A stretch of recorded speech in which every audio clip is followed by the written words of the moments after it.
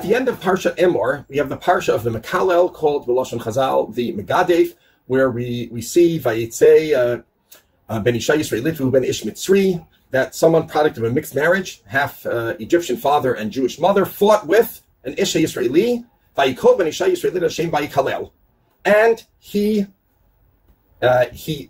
cursed the name of Hashem, and therefore Hashem told Moshe,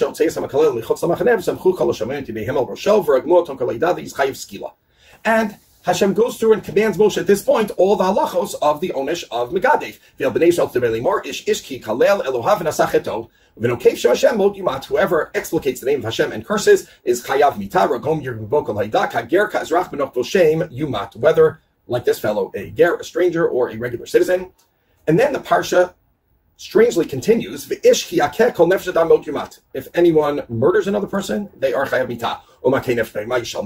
But if they kill an animal, they merely pay money. And if they injure someone, then we have ayin tachat ayin, etc., which means a monetary payment. And again, the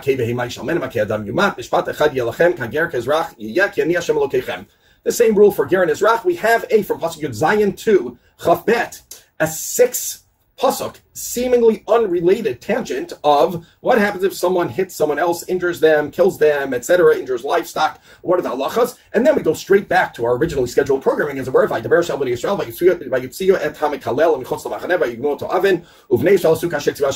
actually executed the command and executed this blasphemer. Why do we have this 6 pasuk tangent that's seemingly irrelevant about basically Bava Kama stuck in? If you learn Bava Kama, you'll see a lot of these psukim stuck into the punishment of the Megadef. Now, there are many explanations, but I think the simplest pshat explanation, which is also found b'kitzur in the Chizkuni here, is that there wasn't only one incident in the story. There were 2 incidents in the story. First is Vayinatzu b'machaneh ben ha-Yisraelit v'isha Yisraeli. There was a fight in the camp between the product of the mixed marriage, the Ben Yisraelit, and let's call it a regular Jew.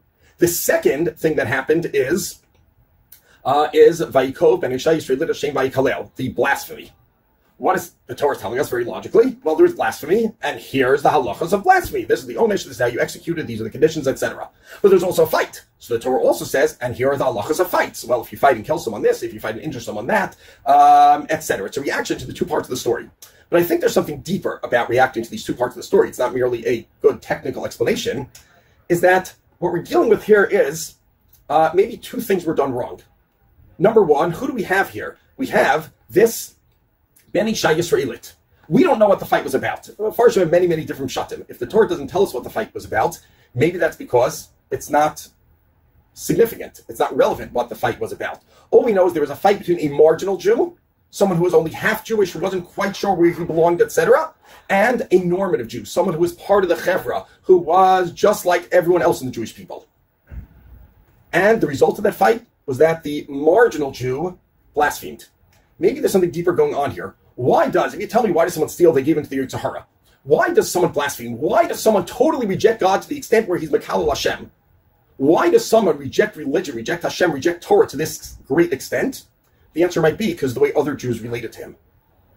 Because Vayinatzu b'machaneh, when someone is not quite sure how good of a Jew they are, not quite sure what they're considered, and is looked down on and criticized and made to feel excluded by the quote-unquote real Jews, then sometimes the result is Vayikol Ben Isha Yisraelit Hashem Hamekalel. The result is they're not just going to reject the person who excluded them, they're going to reject his nation and his religion and his God as well and say, well, I wanted to be part of this. If you don't want me, then I don't want you either.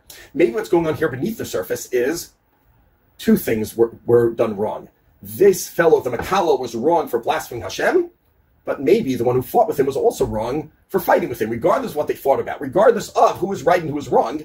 Maybe it could have been resolved in a different way. If so, then what's Hashem telling us in the Torah? Hashem's telling us something very fascinating. Number 1, right? There's no excuses for wrongdoing. Just because someone made you feel bad, just because you had a negative experience, doesn't make it okay to commit blasphemy.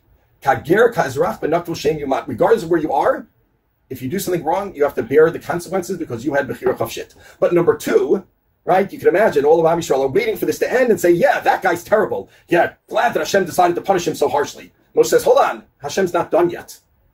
there's also something wrong with fighting. It's not only wrong to blaspheme, it's also wrong to treat someone else in the wrong way. And maybe the remez of this parsha is, it doesn't make it okay to blaspheme just because someone fought with you, but it doesn't make it okay to fight with someone just because they end up being a Hamekalel, just because the self-fulfilling prophecy is fulfilled and they end up being a no-goodnik.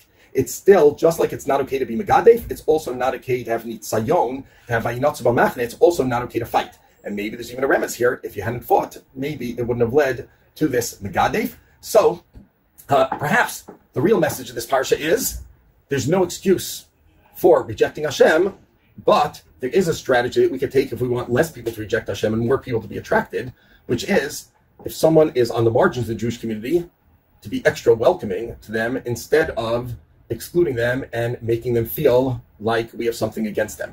Interestingly, at the very end of the parsha, there's seemingly unnecessary phrase, Uvnei Yisrael asu kasher tzivah Hashem es Moshe, and the Ramban says, what does this seemingly unnecessary phrase come to teach us?